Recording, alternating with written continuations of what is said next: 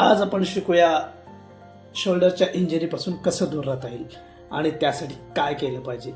जय महाराष्ट्र मित्रांनो, आज आपण शोल्डरच्या अशा एका वर्कआउटविषयी बोलणार आहोत ज्याच्यामुळे आपण शोल्डरच्या इंजुरीपासून दूर राहू शकतो. चला तर मग सुरू करूया आजचा शोल्डरचा वर्कआउट. आणि सुरुवातीलाच आपण घेणार आहोत रोटेट कफ. हा वर्कआउट आपण शोल्डरच्या आधी किंवा नंतर सुद्धा घेऊ शकतो.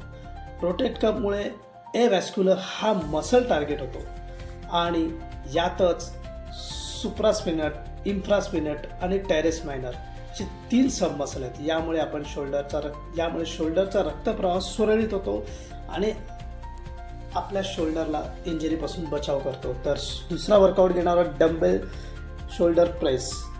हा मुख्यतः अँटेरियर डेल्टो मसल्स ब्रेकडाऊन करतो. तर तिसरा वर्कआउट घेणार आहोत साईड लॅटर रेज. हा workout mid delto muscle breakdown करतो.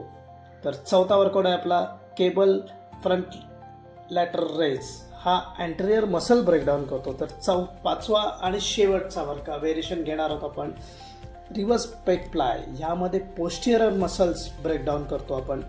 मित्रांनो, आज आपण जे शोल्डरचे 3 ते 4 व्हेरिएशन घेतले आहेत आणि यात आपण अँटेरियर, मिड, पोस्टिरियर असे 3 मसल ब्रेकडाऊन केले आहेत. तर अशाच काही नवनवीन व्हिडिओसाठी आणि वर्कआउटमधील सायन्स जाणून घेण्यासाठी मला नक्की फॉलो करा.